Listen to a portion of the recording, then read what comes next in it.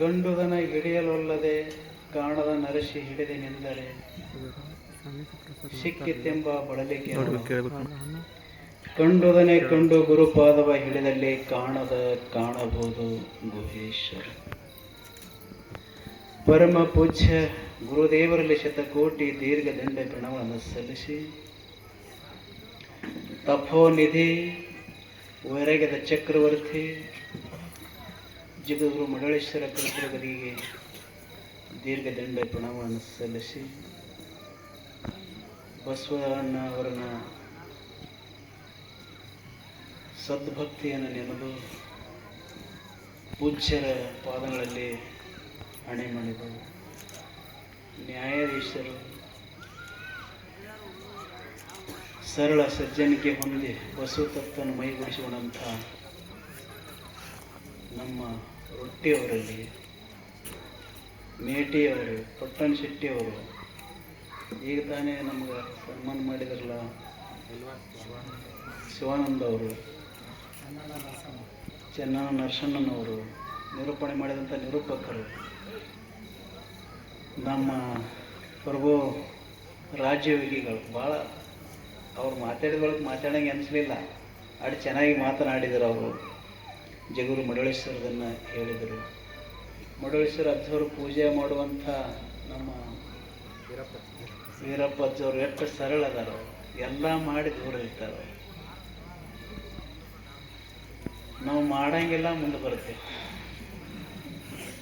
ಬಸವಣ್ಣ ದೊಡ್ಡದಾಗಕ್ಕೆ ಕಾರಣ ಏನು ಅಂದ್ರೆ ನಮ್ಮ ಈರಪ್ಪ ಅಜ್ಜವ್ರಂಗೆ ಅವ್ರಿದ್ರು.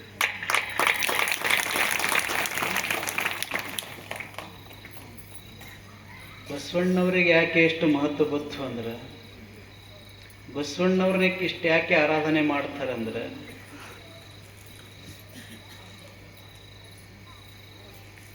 ಭಕ್ತನಾದಡೆ ಬಸವಣ್ಣನಂತೆ ಆಗ್ಬೇಕು, ಗೃಹಸ್ಥನಾದಡೆ ಗಟ್ಟಿ ಒಳಂತೆ ಆಗ್ಬೇಕು,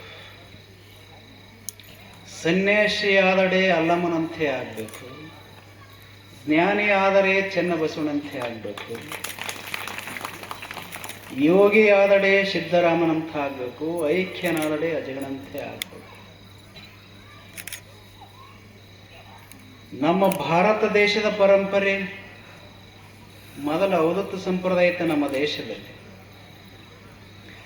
ಆ ಅವಧೂತ ಸಂಪ್ರದಾಯನ ತೆಗೆದು ಹಾಕಿದವರು ನಾಥ ಸಂಪ್ರದಾಯವರು. 12ನೇ ಶತಮಾನದಾಗ ಅವಧೂತ ಸಂಪ್ರದಾಯನೂ ಇಲ್ಲ, ನಾಥ ಸಂಪ್ರದಾಯ ಇಲ್ಲ. ಯಾವ ಸಂಪ್ರದಾಯ ಅಂದ್ರೆ ಅನುಪಾವ ಸಂಪ್ರದಾಯ ಶುರು ಮಾಡಿದವರು ಅಣ್ಣ ಬಸವಣ್ಣನವರು. ಬಹಳ ದೊಡ್ಡ ಕೆಲಸನ ಮಾಡಿದ್ದಾರೆ ಅವರು. ಭಕ್ತಿ ಭಂಡಾರಿ ಬಸವಣ್ಣನವರ ತಿಳಿ ಸುಮ್ಮನೆ ಅವರಿಗೆ ಹೆಸರು ಬಂದಿಲ್ಲ. ಅದು ನಾವು ಡಾಕ್ಟರೇಟ್ ಪಡಿಬಹುದು, ಪದ್ಮಶ್ರೀ ಪಡಿಬಹುದು, ಪದ್ಮಭೂಷಣ ಪಡಿಬಹುದು, ಪದ್ಮವಿಭೂಷಣ ಪಡಿಬಹುದು. ಒಬ್ಬ ಸಭ್ಯಸ್ಥ ಗೃಹಸ್ಥ ಬಿರುದು ಪಡೆಯಕ್ಕಾಗ್ತದೆ? ಎಲ್ಲ ಅವಾರ್ಡ್ಗಳನ್ನು ಕೊಡಬಹುದು, ಪದ್ಮವಿಭೂಷಣ ಕೊಡಬಹುದು. ಆದ್ರೆ ಒಬ್ಬ ಸಭ್ಯಸ್ಥ ಗೃಹಸ್ಥ ತಿಳಿ ಯಾವ ಅವಾರ್ಡ್ ಕೊಡಕ್ಕೆ ಯಾವ ಸಂಸ್ಥೆಗೂ ಅಧಿಕಾರ ಇಲ್ಲ. ಆದರೆ ಭಕ್ತಿ ಭಂಡಾರಿ ಬಸವಣ್ಣ ಅಂತೇಳಿ ಹೇಗೆ ಗೊತ್ತ ಅವರಿಗೆ? ಕೂಡಲ ಸಂಗಮ ದೇವನ ಕಡೆ ಮನಸ್ಸು ಹರಿತದು. ಹ್ಯಾಂಗೆ 20-25 ವರ್ಷ ತವ್ರ ಮನ್ಯಾಗ ಉಂಡು ಆಡಿದಂಥ ಮಗಳು ಮದುವೆಯಾಗಿ ಗಂಡನ ಮನೆಗೆ ಹೋದಾಗ 1 ವರ್ಷ 2 ವರ್ಷ ಆಯ್ತು ಅಂದ್ರೆ ಗಂಡ ಮನೆಯಿಂದ ಬರಾಕ, ಈ ಗಂಡ ಮನೆಯಿಂದ ತವ್ರ ಮನೆಗೆ ಬರಾಕ ಹಿಂಸರಿತಾಳ. ಬಂದ್ರು ಕೂಡ ದೇಹ ಮಾತ್ರ ತವ್ರ ಮನೆಯಾಗ ಇರ್ತದ, ಜೀವ ಎಲ್ಲ ಇರ್ತದ ಗಂಡನ ಮನೆಯಾಗ ಇರ್ತದ. ಅದು ಯಾಕೆ ಹರಿತದ? ಅಲ್ಲಿ ಗಂಡನ ವ್ಯವಸ್ಥಾನೆ ಹ್ಯಾಂಗ, ಮಕ್ಕಳ ವ್ಯವಸ್ಥಾನೆ ಹ್ಯಾಂಗ, ಅಲ್ಲಿ ಸಂಸಾರದು ಏಳಿಗೆ ಹೆಂಗಾಗ್ತೇಳಿ ಮನಸ್ಸು ಸದಾ ಎಲ್ಲಿ ಹರಿತಂದ್ರೆ ಒಬ್ಬಕ್ಕೆ ಹೆಣ್ಣು ಮಗಳದು ಗಂಡ ಆದ ಬಳಿಕ ಗಂಡನ ಮನೆಗೇನ ಹರಿತದ. ಹಂಗ ಬಸವಣ್ಣವರ ಮನಸ್ಸು ಎಲ್ಲಿ ಹರಿತು ಅಂದ್ರೆ ಕೂಡಲ ಸಂಗಮ ದೇವನ ಕಡೆ ಹರಿತು. ಅದಕ್ಕೆ ಭಕ್ತಿ ಭಂಡಾರಿ ಬಸವಣ್ಣ ಕಡೆ ಭಕ್ತವರು. ಮಾತನಾಡಿ ದೊಡ್ಡವರಾಗಲಿಲ್ಲ, ದೇಹ ಬೆಳೆಸಿ ದೊಡ್ಡವರಾಗಲಿಲ್ಲ, ಏನಂದ್ರೆ ಕಿಂಕರ ಭಾವ. ಅದು ಯಾರಿಗೆ ಕಿಂಕರ ಭಾವ ಇರ್ತದೆ ಅವ್ರಿಗೆ ಶಂಕರತ್ವ ಒಳಪಡ್ತದೆ ವಿನಾ, ಆದ್ರೆ ಶಂಕರತ್ವ ಭಾವ ಇದ್ದವ್ರಿಗೆ ಶಂಕರ ಬರುವುದಿಲ್ಲ, ಅಥವಾ ಹಂ ಭಾವ ಇದ್ದವ್ರಿಗೆ ಬರುವುದಿಲ್ಲ. ಯಾರಲ್ಲಿ ಕಿಂಕರ ಭಾವ ಇದೆಯೋ ಅವ್ರಿಗೆ ಶಂಕರತ್ವ ಒಳಪಡ್ತದ. ಅಂಥ ಭಕ್ತಿಯನ್ನ ಬಸವಣ್ಣನವರು ಬಹಳ ದೊಡ್ಡವರು. ಬಸವಣ್ಣನವರು ಎಷ್ಟು ದೊಡ್ಡವರು ಅಂದ್ರೆ ಅಕ್ಕ ನಾಗಲಾಂಬಿಕೆ ಹೇಳ್ತಾಳೆ, ಬಸವಣ್ಣ ಯಾವಾಗ ಈ ಭೂಮಿಗೆ ಬಂದ ಭಕ್ತಿಯನ್ನ ಹರಡ್ತು. ಬಟ್ಟ ಬಯಲಿಗೆ ಇಟ್ಟ ನಿಚ್ಚಣಿಕೆ ಅಂತೆ ಬಸವಣ್ಣನ ಭಕ್ತಿ. ಅದು ಯಾವಾಗ ಬಸವಣ್ಣ ಹೋದ ಭಕ್ತಿ ಹೋಯ್ತು ಅಂತಳ ಅಕ್ಕ ನಾಗಲಾಂಬಿಕೆ. ಕಲ್ಯಾಣ ಒಂದು ದಿವಸ ನಡೀತದೆ. ಬಸವಣ್ಣವರ ಮನಸ್ಸು ಮಾಡಿದ್ರೆ ಏನು ಬೇಕಾದ ಮಾಡಬಹುದಾಗಿತ್ತ ಕಲ್ಯಾಣ. ಬಿಜ್ಜಳ ಅಲ್ಲೇ ನಿಂದ ಮಾಡಮಿದ್ದ, ಅಲ್ಲಗಳಮಿದ್ದ, ತಿರಸ್ಕಾರ ಮಾಡಮಿದ್ದ. ಬಿಜ್ಜಳ ಸಮೀಪ ಇದ್ದ ಯಾರು ಕೊಂಡಿ ಮಂಚಣ್ಣ. ಆದ್ರೆ ಒಂದ್ ದಿವಸ ಬಸವಣ್ಣವ್ರಿಗೆ ಬಂದು ಹೇಳ್ತಾರ, ಮಹಾಮಂಡಲೇಶ್ವರ ತಾವು ಮಹಾಮಂತ್ರಿಗಳು, ಪ್ರಧಾನ ಮಂತ್ರಿಗಳು ತಾವು ಸುಮ್ಮನೆ ಮನಸ್ಸು ಮಾಡಿದ್ರೆ ಹಿಂಗೆ ತಿಕ್ಕಿ ಬಿಡ್ಬೋದು ಅವನ ಕೊಂಡಿ ಮನ್ಸಣ್ಣ. ಬರೇ ನೀವೀಗ ಸೊನ್ನೆ ಮಾಡಿದ್ರೆ ಅವ್ನು ಎಲ್ಲಿ ಬೇಕು ಅಲ್ಲಿ ಒಯ್ದು ಇಡ್ತಾರೆ ಬಸವಣ್ಣವ್ರೇ, ಯಾಕೆ ಆಜ್ಞೆ ಮಾಡ್ತಾ ಇದ್ದೀನಿ ಮತ್ತೆ ಕೇಳಿದಾಗ ಬಸವಣ್ಣವ್ರು ಹೇಳ್ತಾರ, ಅದು ಕೂಡಲ ಸಂಗನ ಇಚ್ಛೆ ಆಗಿರ್ಬೇಕಪ್ಪ, ನಾ ಏನು ಹೇಳಕ್ಕಾಗ್ತದೆ ಅಂತ ಹೇಳ್ತಾರೆ. ಅಂತ ಔದಾರ್ಯ ಮನಸ್ಸದು. ಬಿದ್ದವರಿಗೆ ಎತ್ತಿದವ ಬಸವಣ್ಣ, ಹಸದವರಿಗೆ ಅನ್ನ ಕೊಟ್ಟವ ಬಸವಣ್ಣ, ಬೆಳ್ಳಾಕತ್ತಾಗಿ ನಿಲ್ಲಿಸೋರು ಬಸವಣ್ಣವ, ಕಡುವ ಬಸವಣ್ಣ ಆಗ್ತಾನೆ. ಇಂಥ ಬಸವ ತತ್ವವನ್ನ ಮೈಗೂಡಿಸಿಕೊಂಡು ಇಡೀ ರಾಜ್ಯದಾದ್ಯಂತ ನಾವು ಬಸವಾನಂದ ಸ್ವಾಮಿಗಳು ಪರಿಚಯ ಮಾಡ್ತಾರೆ. ಬಹಳ ಅವರು ಎಲ್ಲ ದೊಡ್ಡ ದೊಡ್ಡ ಮಠಗಳಿದ್ದು ಇರ್ಬೋದಾಗಿತ್ತು, ಆದರೂ ಕೂಡ ಅದು ಯಾವುದು ಬೇಡ. ನಮ್ಮ ಅಪ್ಪ ಬಸವಣ್ಣ ತತ್ವವನ್ನು ಮನೆ ಮುಟ್ಟಿಸ್ಬೇಕು, ಹಳ್ಳಿಗೆ ಮುಟ್ಟಿಸ್ಬೇಕು. ಅದೆಂಥ ಭಾವನೆ ಇಟ್ಟುಕೊಂಡು ಇಡೀ ಹಗಲು ರಾತ್ರಿಯಾಗಿ ಅದಕ್ಕೆ ದುಡಿತಾರೆ. ಈ ನೇಗನಾಳದಲ್ಲಿ ಈಗಾಗಲೇ ನಮ್ಮ ಪರಮ ಪೂಜ್ಯರು ಹೇಳಿದಲ್ಲ, ಬಹಳ ದೊಡ್ಡ ಗುರುಗಳನ್ನು ವಾಸಿಸಿ ಹೋಗಿದ್ದಾರೆ, ಇಲ್ಲಿ ಉಪದೇಶ ಮಾಡಿ ಹೋಗಿದ್ದಾರೆ. ಜಗದ್ಗುರು ಮಡವಳೇಶ್ವರ ಸರ್ ಅವಾಗ ಇಷ್ಟು ಅನುಕೂಲತೆ ಇರಲಿಲ್ಲ, ಅದು ಅನಾನುಕೂಲತೆ. ಅವಾಗಿನ ಕಾಲದಾಗ ಪಟ್ಟಣಕ್ಕೆ ಪಂಚರಾತ್ರಿ, ಹಳ್ಳಿಗೆ ಏಕರಾತ್ರಿ ವಸ್ತಿಯನ್ನು ಮಾಡಿ ದೇಶ ಸುತ್ತು ಕೋಶಿಯನ್ನು ಓದಿ. ಹಂಗ ಮಾಡಿದವ್ರು ಯಾರಂದ್ರೆ ಈ ಭಾಗದಾಗ ಜಗದ್ಗುರು ಮಡವಳೇಶ್ವರ ಸರ್. ಅವರು ಕೇವಲ ದ್ವೈತ ಇತ್ತು, ಅವರು ಶುದ್ಧ ದ್ವೈತ ಇತ್ತು, ದ್ವೈತ ಅದ್ವೈತ ಇತ್ತು, ದ್ವೈತ ಅದ್ವೈತ ಇತ್ತು, ಶಕ್ತಿ ವಿಶಿಷ್ಟ ದ್ವೈತ ಇತ್ತು. ಯಾರ್ದು? ಜಗದ್ಗುರು ಮಡವಳೇಶ್ವರ ಸರ್. ಲೋಕಮಾನ್ ತಿಲಕರ್ ಅಂತೇಳಿ ತಾವೆಲ್ಲ ಹೆಸರು ಕೇಳಿರಲ್ಲ. ಲೋಕಮಾನ್ ತಿಲಕರ್ ಅಂದ್ರೆ ಮಹಾತ್ಮ ಗಾಂಧಿಗೆ ರಾಜಕೀಯ ಗುರುಗಳು. ಅವ್ರು ಎಲ್ಲಿ ಬರ್ತಾರಂದ್ರೆ ಅಥಣಿ ತಾಲೂಕಿಗೆ ಬರ್ತಾರೆ. ಅಲ್ಲಿ ಅಥಣಿ ಮುರುಗೇಂದ್ರ ಶಿವೈಗಳ ಬಳಿ ಬರ್ತಾರೆ. ಅಥಣಿ ಮುರುಗೇಂದ್ರ ಶಿವೈಗಳು ಒಬ್ರು ಯಾರೋ ಮಕ್ಕೊಳಕ್ಕೆ ಮನ್ಸು ಕೊಟ್ಟಿದ್ರತ್ತ, ಅವ್ರು ಇನ್ನು ಮನ್ಸಿನ ಮುಕ್ಕೋಬೇಕತ್ತ. ಅವಾಗ ಅವ್ರು ಹೇಳಿದ್ರತ್ತ, ನಾ ಮನ್ಸಿನ ಮ್ಯಾಗ ಮನಗದೆ ಅಲ್ಲಪ್ಪ, ನನ್ನ ಅಪ್ಪ ಬಸವಣ್ಣನ ವಚನಗಳನ್ನ ಮನ್ಸಿನ ಮನಸ್ಸಿನ ಅಂತ ಹೇಳಿದ್ರತ್ತ. ಅಲ್ಲಿ ಬಸವ ತತ್ವವನ್ನು ತಿಳ್ಕೋಬೇಕಂತೇಳಿ ಯಾರು ಬರ್ತಾರೋ ಲೋಕಮಾನ್ ತಿಲಕರ್ ಅಥಣಿಗೇನು ಬರ್ತಾರೆ. ಅವರು ಬಸವ ತತ್ವವನ್ನು ಬಹಳ ನಿರಗ್ರವಾಗಿ ಸೇವಿಸ್ತಾರೆ ಅಂತ ತಿಳಿಸ್ಕೊಡ್ತಾರೆ. ಮತ್ತೆ ನನಗೆ ಬೇರೆ ಬೇರೆ ಬೇಕಂದ್ರೆ ನಾ ಬಸವ ತತ್ವ ಬಿಟ್ಟು ಬೇರೆ ಹೇಳಂಗಿಲ್ಲ ಅಂತ ಹೇಳ್ತಾರೆ ಅಥಣಿ ಶಿವಗಳು. ನಾವು ಒಂದೇ ಹೇಳ, ಯಾಕಂದ್ರೆ ಏನು ಬೇಕಿಲ್ಲ ಅದರಾಗ, ಇದು ಇಲ್ಲ ಅಂತ ಹೇಳಕ ಆಗುವುದಿಲ್ಲ. ಅದು ಏನು ಕೆಲವೊಂದು ಪುಸ್ತಕಗಳದಾವ ನೋಡ್ಬೇಕು. ನಮ್ಮ ಬೆಳಗಾವಿ ಇವ್ರು ಬರೋದು, ಮಾದೇವಪುರ ಬರೆದಿಲ್ಲ ಏನು, ಅದ್ರಾಗ ನೋಡ್ಬೇಕು ವಚನಗಳನ್ನು. ಆತ್ಮದ ದರ್ಶನ ಮಾಡಿ ಕೊಡ್ತಾವ ಒಂದೊಂದು ವಚನಗಳನ್ನು. ಬಹಳ ಉನ್ನತ ವಿಚಾರಗಳಿತ್ತು ಅದಾವ. ಎಂ ಜಿ ಮಾದೇವಪುರ ಬಹಳ ಚೆನ್ನಾಗಿ ಬರ್ದಾರ ಆ ಪುಸ್ತಕ. ಸಾಧನಾತ್ಮಕ ಹೆಂಗದ, ತಾತ್ವಿಕ ನೆಲೆಗಟ್ಟಾದಂಥ ವಚನಗಳದಾವ. ಆ ಬಳಕ ಬೋಸ್ನೂರು ಮಠದವ್ರು ವಚನ ಸಾಹಿತ್ಯ ಸಂಗ್ರಹ ಅಂತೇಳಿ ಮಾಡಿದ್ದಾರೆ. ಅವು ವಚನಗಳು ಎಷ್ಟು ತಳಕಟ್ಟವಾಗಿ ಹ್ಯಾಂಗೆ ಕೂಡಿಸಿದ್ದಾರೆ. ಭಕ್ತಿ ಅಂದ್ರೆ ಏನು, ಧರ್ಮ ಅಂದ್ರೆ ಏನು, ವೈರಾಗ್ಯ ಅಂದ್ರೆ ಏನು, ನೀತಿ ಅಂದ್ರೆ ಏನು, ಪ್ರತಿಯೊಂದು ಪಾರಾಯಣ ಮಾಡುವಂತಹ ಕೆಲಸ ಇಲ್ಲಿ ಯುವಕರು ಮಾಡ್ತಾ ಇದ್ದಾರೆ. ಅವರಿಗೊಂದು ಎಣ್ಣೆ ಚಪ್ಪಾಳಿರಲಿ, ಇದೇನು ಸುಮ್ಮನೆ ನಡೀತದೆ. ಮತ್ತು ಮಾಡೋರಿಗೆ ಯಾರೇ ಬೆನ್ ಚಪ್ಪರಿಸ್ತಾರೇನೋ ಅವ್ರಿಗೆ ಹಿಂದೆ ಕಾಲು ಹಿಡಿದು ಎಳೆವರದಾರೆ ಏನಾಕರೆ ಬೆನ್ ಯಾರು ತಪ್ಪರ್ಸಂಗಿಲ್ಲ. ಏನ್ ತಪ್ಪದ ಹುಡುಕ್ಯಾಡಿ ಕೊಡಬೇಕು ಅನ್ನೋದು ಮಾಡ್ತಾರೆ ಇದನ್ನ. ಆದ್ರೆ ಮ್ಯಾಗ ಎತ್ತವ್ರು ಯಾರು ಇರಂಗಿಲ್ಲ. ಯುವಕರು ತಮ್ಮ ಮನೆ ಕೆಲಸ ಬಿಟ್ಟು ಸತತ ಪ್ರಯತ್ನ ಮಾಡಿ, ಯಾರು ನಿಂದ ಬರಲಿ, ಯಾರು ಹೊಗಳಿಕೆ ಬರಲಿ, ಯಾವದಕ್ಕೂ ಕುಗ್ಗದೆ ಹಿಗ್ಗದೆ ಈ ನೇಗನಾಳ ಬಸವ ತತ್ವದವರು ಆಯೋಜನೆ ಮಾಡಿ ಅದನ್ನು ಸತತವಾಗಿ ಕಾರ್ಯನಿರ್ವಹಿಸ್ತಾ ಇದ್ದಾರಲ್ಲ, ಅವರಿಗೊಂದು ಧನ್ಯವಾದ ಹೇಳ್ತಾ ಇದ್ದೀನಿ. ಬಹಳ ಕಷ್ಟ ಅಂದ್ರೆ ಇದೆಲ್ಲ ಕೂಡಿಸಿ ಮಾಡ್ಕೊಂಡು ಹೋಗೋದು. ಅದಕ್ಕಲ್ಲೇ ಬಸವಣ್ಣವ್ರು ಹೇಳ್ತಾರ, ಗುರು ಭಕ್ತಿ ಮಾಡಬಾರ್ದು, ಮಾಡಿದ್ರು ಮಾಡ್ಬೋದು. ಜಂಗಮರ ಭಕ್ತಿ ಮಾಡಬಾರ್ದು, ಜಂಗಮರ ಭಕ್ತಿನೂ ಮಾಡಿದ್ರೆ ಮಾಡ್ಬೋದು. ಸಾಮೂಹಿಕ ಜೀವನ ಮಾಡಬಾರ್ದು. ಭಗವಂತನೇ ಕೂಡಲ ಸಂಗಮ ದೇವಿ ಅಂತ. ಸಾಮೂಹಿಕ ಎಲ್ಲರನ್ನು ಒಂದುಗೂಡಿಸ್ಕೊಂಡು ಹೋಗೋದಲ್ಲ, ಇದು ಬಹಳ ಕಷ್ಟ ಅದು. ಎಲ್ಲರ ಮನಸ್ಥಿತಿ ಒಂದೇ ಇರಂಗಿಲ್ಲ, ಒಬ್ಬರದು ಒಂದೊಂದು ಸ್ಥಿತಿ ಇರ್ತದೆ. ಆದ್ರೆ ಎಲ್ಲ ಒತ್ತಾಟಿಗೆ ಜಕ್ಕೊಂಡು ಹೋಗ್ಬೇಕಲ್ಲ. ಬಸವ ಕಲ್ಯಾಣದಾಗ ಒಬ್ಬರೇ ಇದ್ರ, ಭೋಂತಾದೇವಿ ಇದ್ದಳಾಕಿ ಜೈನರಾಕಿ ಇದ್ದಳು, ಮೈ ತುಂಬ ಕೌದಿ ಹೊಚ್ಕೊಂಡು ಹೋಗ್ತಾಳೆ. ಒಬ್ಬೊಬ್ಬರು ಒಂದೊಂದು ಜಾತಿಯವ್ರಿದ್ರು, ಒಂದೇ ಜಾತಿಯವ್ರು ಇರಲಿಲ್ಲ. ಎಲ್ಲಾ ಜಾತಿಯನ್ನ ಒಂದುಗೂಡಿಸಿಕೊಂಡು, ಜಾತಿ ಅನ್ನೋದಿಲ್ಲ, ಹೆಣ್ಣಿಲ್ಲ, ಗಂಡಿಲ್ಲ, ಏನು ಎರಡೇ ಎರಡು, ಒಂದು ಭವಿ, ಒಂದು ಭಕ್ತ.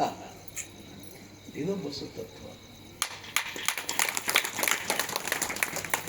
ಯಾರು ಭಗವಂತನ ಆರಾಧನೆ ಮಾಡ್ತಾರೋ, ಯಾರು ಪೂಜೆ ಮಾಡ್ತಾರೋ, ಯಾರು ಪ್ರಾರ್ಥನಾ ಮಾಡ್ತಾರೋ ಅವ್ರು ಭಕ್ತರಾಗ್ತಾರೆ.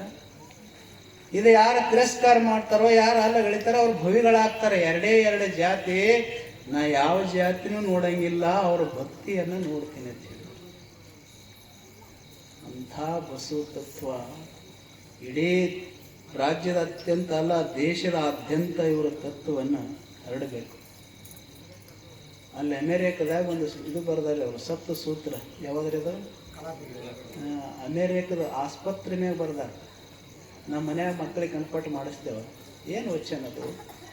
ಕಳಬೇಡ, ಕೊಲಬೇಡ, ಖುಷಿ ನುಡಿಬೇಡ, ಅನ್ಯರಿಗೆ ಅಸಹ್ಯ ಪಡಬೇಡ, ಕಣ್ಣ ಬಣ್ಣಿಸಲು ಬೇಡ, ಇದರು ಹಳೆಯಲು ಬೇಡ. ಇದೇ ಅಂತರಂಗ ಸುದ್ದಿ, ಇದೇ ಬಹಿರಂಗದ ಸುದ್ದಿ, ಇದೇ ನಮ್ಮ ಕೂಡಲ ಸಂಗಮ ದೇವರನ್ನು ಒಲಿಸುವ ಕರೆ.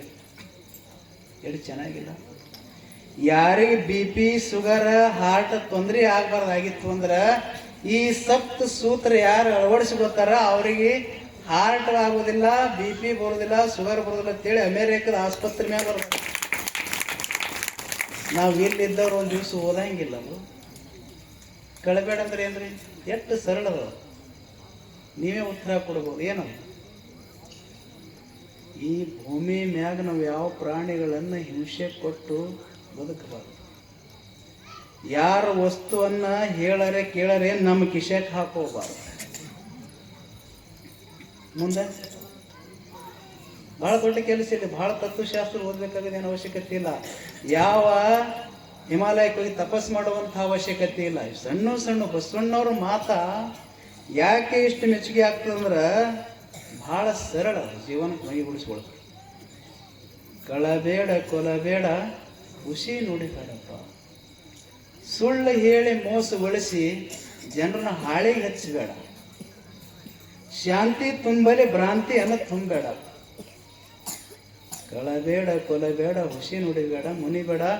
ಇಂಥ ಪರಮ ಪೂಜ್ಯ ಅನುಭವಗಳಿಗೆ ಕೂತಾರಲ್ಲ, ಹಿಂಗೆ ಮಾಡಬೇಡಪ್ಪ, ಹಿಂಗೆ ಮಾಡುವತ್ತು ಹೇಳುವಾಗ ಸಿಟ್ಟಿಗೆ ಹೇಳಬೇಡ. ಎಂಥ ಮಾತವು ಹೇಳಿದ್ರೆ ಹುಡುಗ ಕೂತಿದ್ದ ಎಲ್ಲಿ? ರೋಡ್ ದಂಡಿ ಕೂತಿದ್ದ. ಎದಕ್ಕೆ ನೋಡುತ್ತಾರೆ? ರೋಡ್ ದಂಡಿಗೆ ಎದಕ್ಕೆ ನೋಡುತ್ತಾರೆ? ಟಾಯ್ಲೆಟ್ ಕೂತಿದ್ದ. ಅನುಭವಿಗಳು ಹೇಳಿದ್ರೆ ವಕೀಲರಿಲ್ಲ, ಅವ್ರಿಗೆ ಅನುಭವ ಅದ ಜೀವನ ತುಂಬ. ಅವರು ಇಲ್ಲಿ ವಕೀಲರಾಗ ದಿಲ್ಲಿ ವಕೀಲರು ನೋಡ್ಬೇಕು, ನೀವು ಮಾತಾಡಿದಾಗೆ ನಿಮಗೆ ನಂಬರಿಗೆ ಇದು ಬರ್ತದೆ, ಬಿಲ್ ಬರ್ತದೆ. ಆದ್ರೆ ಈ ವಕೀಲರು ನಿಮ್ಗೆ ಹುಡುಕಾಡಿ ಉಪದೇಶ ಮಾಡ್ತಾರಂದ್ರೆ ಇವ್ರೆಷ್ಟು ಸರಳ ಇರಬೇಕು. ಆದ್ರೆ ದಿಲ್ಲಿ ವಕೀಲಿಗೆ ಒಂದು ಫೋನ್ ಹಚ್ಚಿ ನೋಡ್ರಿ, ನಿಮ್ಮ ಮೊಬೈಲ್ಗೆ ಮೆಸೇಜ್ ಬರ್ತದೆ, ಇಷ್ಟು ನಿಮಿಷ ಆಯ್ತು, ಇಟ್ಟು ಬಿಲ್ ಬರ್ತದೆ.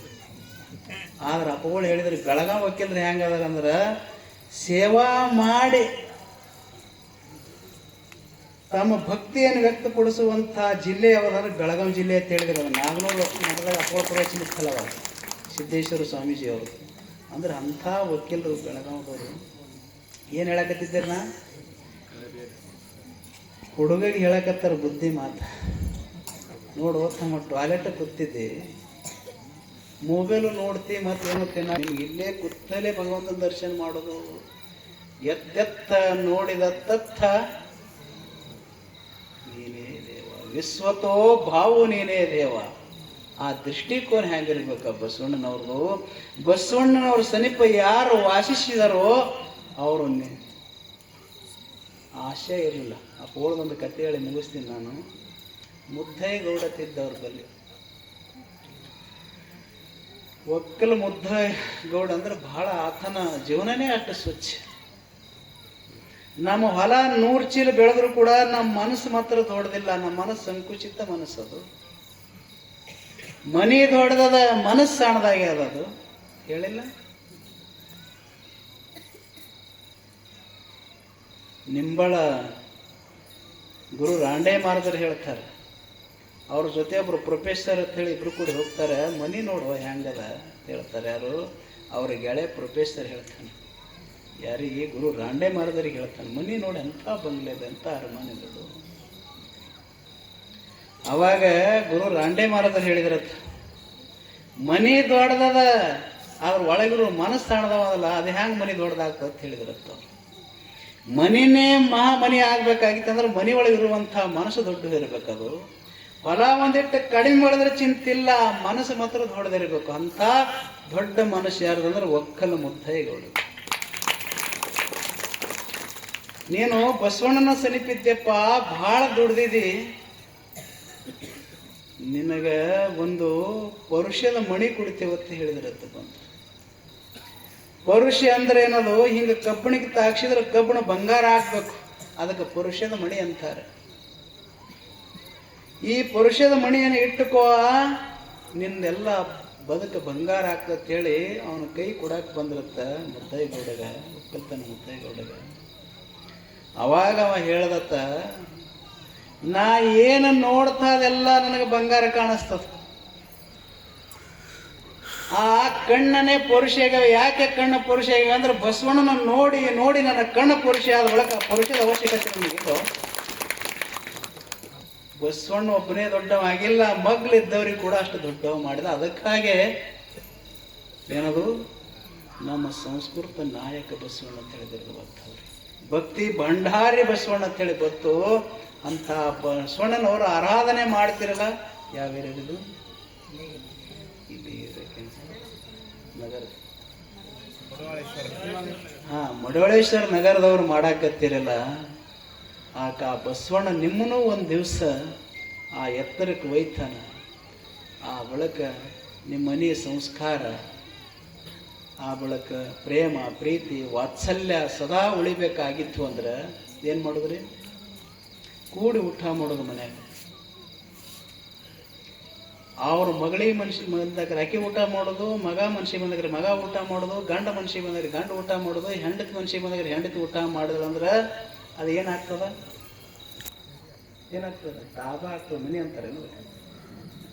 ದಾಬಾದಾಗ ಹೆಂಗಂದ್ರೆ ಮನುಷ್ಯಗೆ ಬಂದಾಗ ತಿಂದು ಹೋಗ್ತಾವ. ಇಲ್ಲಿ ತಿಂದು ಹೋಗಂಗಿಲ್ಲ. ಪ್ರಸಾದ ಸ್ವೀಕಾರ ಮಾಡಿರಿ ಅಂತಾರೆ. ಮನೆ ಸಂಸ್ಕೃತಿ ಬೇರೆ, ದಾಬಾದ ಸಂಸ್ಕೃತಿ ಬೇರೆ. ಮಕ್ಕಳಿರಬೇಕು, ಗಂಡ ಇರಬೇಕು, ಹೆಂಡತಿ ಇರಬೇಕು, ನಡುವ ಏನಿಡಬೇಕು? ಅಡಿಗೆ, ಬುತ್ತಿ ಇಡಬೇಕು. ಎಲ್ಲರೂ ಸುತ್ತಮುತ್ತಾಗಿ ಪ್ರಾರ್ಥನಾ ಮಾಡಿ ಅಥವಾ ಒಂದು ವಚನ ಹೇಳಿಲ್ಲ. ಬುತ್ತಿಗೊಮ್ಮೆ ಶಿವಶರಣೆನ್ನುತ್ತಿರಬೇಕು. ಕೂಡಲ ಸಂಗನ ನೆನಪಿಟ್ಟುಂಡಡೆ ಗರಣ ಉಡುತ್ತಿಗಳಾಡುವು. ಎಲ್ಲರ ಕೂತು ಊಟ ಮಾಡಿದ್ರೆ ಮನೆಯಲ್ಲಿ ಯಾಕೆ ವೈಮನಸ್ಸು ಬೆಳೀತದ? ಯಾಕೆ ಮಕ್ಕಳ ದಾರಿ ತಪ್ತವ? ಅವ್ರ ಮನಸ್ಸಿಗೆ ಬಂದಾಗ ಅವ್ರು ಊಟ ಮಾಡೋದು, ಇವ್ರ ಮನಸ್ಸಿಗೆ ಬಂದಾಗ ಇವ್ರು ಊಟ ಮಾಡೋದು. ಪ್ರಾರ್ಥನಾ ಇಲ್ಲ, ಪೂಜೆ ಇಲ್ಲ ಅಂದ್ರೆ ಅದು ಮನೆ ಆಗಲ್ಲ, ದಾಬಾ ಆಗ್ತದೆ.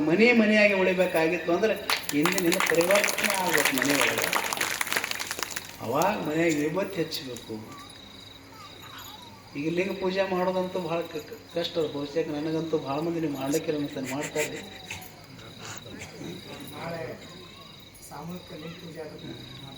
ಚಲೋ ವಿಭೂತಿ ಇಟ್ಕೋರಿ. ಇನ್ನು ಕೆಲವೊಂದು ಏನಾಗಿದೆ ವಿಭೂತಿ ಕುಂಕುಮ ಕೂಡ ಸರಿ ಸಿಗ್ತಾ ಇಲ್ಲ. ಇನ್ನು ಕುಂಕುಮ ಹಚ್ಚದವ್ರಿಗೆ ಒಳಗಡೆ ಅದು ಗಂಟು ಆಗ್ಲತ್ತದ. ವಿಭೂತಿ ಹಚ್ಚದವ್ರಿಗೆ ಹಣಿ ಬೆರೆತು ಬಿಟ್ಟು ಸಣ್ಣ ಗುಳ್ಳೆ ಆಗ್ತಾವ. ಚಲೋ ಆಕಳ ಸೆಗಣಿ ವಿಭೂತಿನೇ ತರಬೇಕು. ಪೌಡ್ರ್ ವಿಭೂತಿ ಬಳಸಿ ಭಕ್ತಿಯನ್ನು ಕೆಡಿಸಬಾರ್ದು. ಯಾವಾಗಲೂ ಶುದ್ಧ ವಸ್ತುಗಳನ್ನೇ ಬಳಸೋದು. ಏನದ್ರಿ ಅದು ಆ ವಿಭೂತಿ 100 ರೂಪಾಯಿ ಅದ್ರಿ. ಮತ್ತು ಮೊಬೈಲ್ ಎಷ್ಟು ಬಳಸ್ತೀರಿ ಮನ್ಯಾಗ? ಒಂದು ಮನ್ಯಾಗ 3 ಮೊಬೈಲ್ ಅದಾವೆ.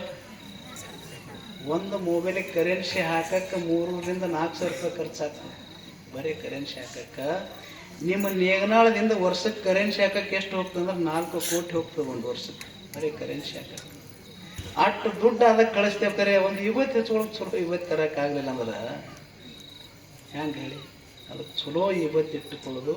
ಏನು ನಿಮ್ಮ ದೈನಂದಿನ ಬಳಸ್ತೀರಲ್ಲ, ಒಂದು ಮೊಬೈಲ್ದ ಕಡಿಮೆ ಮಾಡಿರಿ ಕರೆ ಅದ್ರ ಚಲೋ ವಿಭೂತಿ ನಿಮಗೇನು ಚಲೋ ಲಿಂಗ ಪೂಜೆ ಕೈಲಿ ಇಟ್ಟುಕೊಂಡು ಮಾಡಿದ್ರಿ ಅಂದ್ರೆ ಬಸವಣ್ಣನ ಎಷ್ಟು ಆನಂದ ಆಗ್ತದೆ. ಬಸವಣ್ಣನಿಗೆ ಮತ್ತೊಮ್ಮೆ ಎಲ್ಲಿ ಈ ಮುರುಡೇಶ್ವರ ನಗರದ ಮತ್ತೊಮ್ಮೆ ಜನ್ಮ ತಾಳಿ ಬರಲೇನೋ ಅನ್ನಿಸ್ಬೇಕು. ಹಂಗೆ ನೀವೆಲ್ಲ ಆಗ್ರಿ ಅಂತ ಹೇಳಿ ಎಲ್ಲ ಅನುಭವಿಗಳ ಆಶೀರ್ವಾದ, ಮಾರ್ಗದರ್ಶನ, ಗುರುಗಳ ಆಶೀರ್ವಾದ ಸದಾ ನಿಮ್ಮ ಮ್ಯಾಗಿರಲಿ ಅಂತ ಹೇಳಿ ಆಯೋಜನೆ ಮಾಡಿದಂಥ ಆಯೋಜಕರೆಲ್ಲ ಸಣ್ಣವರು ಅವ್ರೇನು ಬಹಳ ದೊಡ್ಡವರಲ್ಲ. ಆದರೂ ಕೂಡ ಅವ್ರ ಮನಸ್ಸು ದೊಡ್ಡದು. ಏನಾರೇ ಮಾಡಬೇಕು. ಎಲ್ಲ ಹುಡುಗರು ಏನೇನೋ ಮಾಡಾಕತ್ತಾರ. ಏನೇನೋ ಮಾಡಾರ ಕೆಲಸ ಮಾಡಿ ತಂದೆ ತಾಯಿ ಹೆಸರನ್ನು ಕೆಡಿಸಾಕತ್ತಾರೆ.